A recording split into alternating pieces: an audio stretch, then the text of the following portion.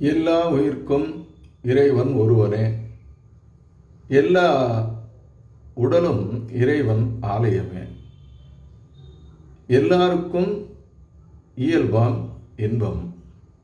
எல்லார் வாழ்வும் இறைவன் யோகமே.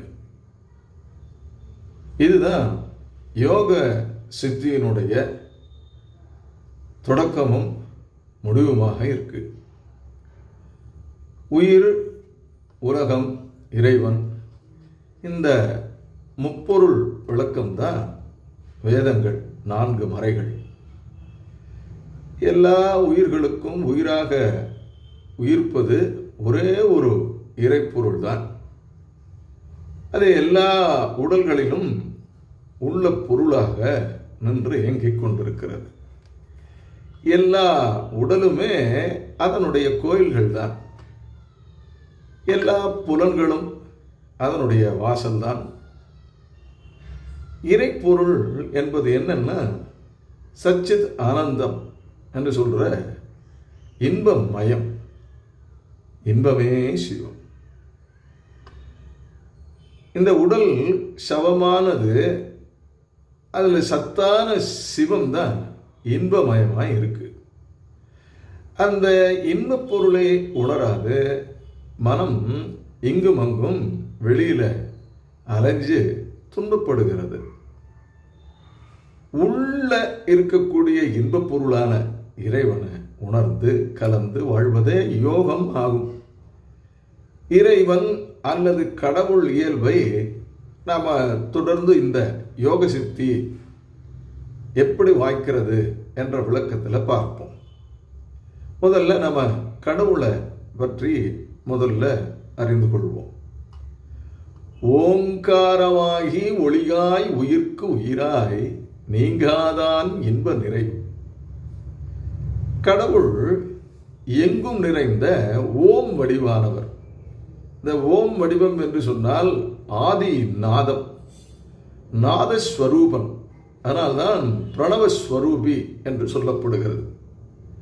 அவர் யாருன்னு சொன்னா, அவர்தான் அருள் ஒளி.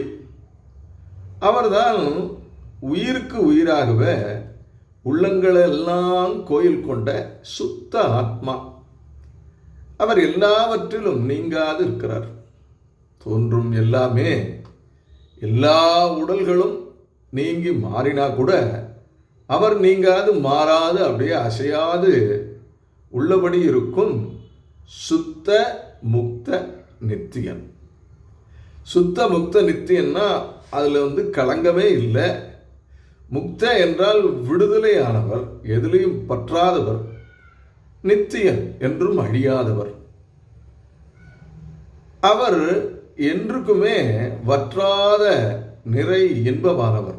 பூர்ணம் என்று சொல்றோம் இல்லையா, என்னைக்குமே நிறை இன்பம்.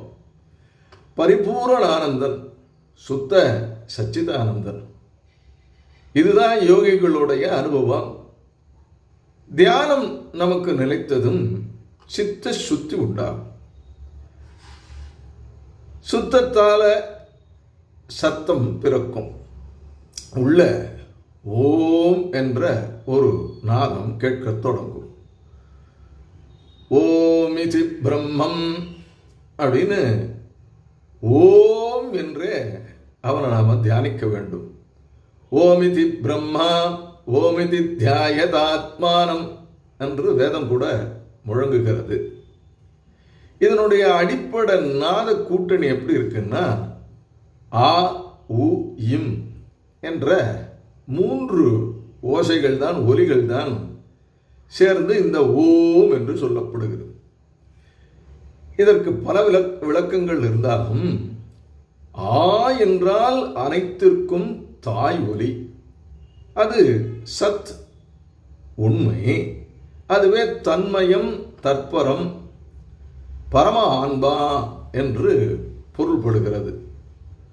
ஊ என்றால் உலக ஆன்மா, சிற்பரம், சின்மயம், சித்து, அறிவு, அருள், சக்தி என்ற பொருளாக ஆகிறது.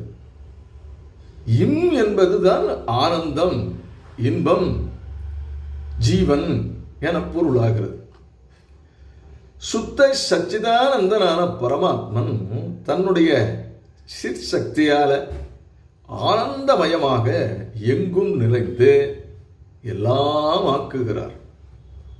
அவன் விழிப்பு, தூக்கம், மறதி ஆகிய உணர்வு நிலை கடந்த துரிய பொருள் ஜெக ஜீவ பரம். அவன் அருள் விளக்கம். அவன் ஓங்கார பொருள். இடைவிடாத ஓங்கார தியான ஜபத்தால ஆதார சக்கரங்கள் எல்லாம் சுழல ஆரம்பிக்கும்.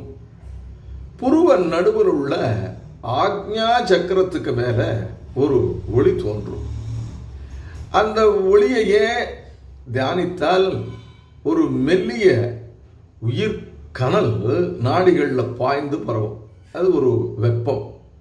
கதகதவென்று அதை தான் யோகிகள்லாம் எப்பொழுதுமே உணர்வாங்க. அதையே சன்னிபாதம், குண்டலினி, பிரம்மாகாரம், சுத்த சக்தி என்றெல்லாம் கூறுவாங்க. இந்த கனல் தியானத்தை இயல்பாக்கி மனதை நாம புறம் செல்ல விடாம உள்ளத்தில் இருத்தும். அதன் பிறகு உயிர்க்கு உயிரான அந்தராத்மா அல்லது சுத்த ஆத்மா உணர்வாகும். சுத்த ஆத்மாவில் மனம் லைத்ததும் ஒரு நொடி கூட அதை விட்டு பிரியாத ஒரு சகஜ சமாதி கிடைக்கும். அப்போது உடல் ஒரு சட்டை போலத்தான் தோணும். நான் சுத்த ஆன்மா என்ற அறிவு நீங்காது இயல்பாகும். என்னை பிரம்மன் நீங்க மாட்டான், நானும் அவனை நீங்க மாட்டேன். அணுவில் அணுவாய், மகத்தில் மகத்தாம் அவன் எல்லாமாய் எங்குமாய் எதற்கும் அப்பாலாய் விளங்குகிறான் என்னும் வேத வாக்கை நாம நேரவே உணரலாம். அந்த சுத்த ஆன்ம உணர்வால தான் இன்ப நிறைவு உண்டாகும். இப்படி தியான, தாரணை, சமாதி, சகஜ நிஷ்டைகளால சுத்த ஆன்ம சாட்சா்காரம் பெற்ற யோகிகள் இறைவனை ஓங்காரம், அருளொளி, உயிர்க்கு உயிரான அந்தராத்மா, கைவல்யம், நித்தியம், இன்ப நிறைவு என்று அறிகிறார்கள்.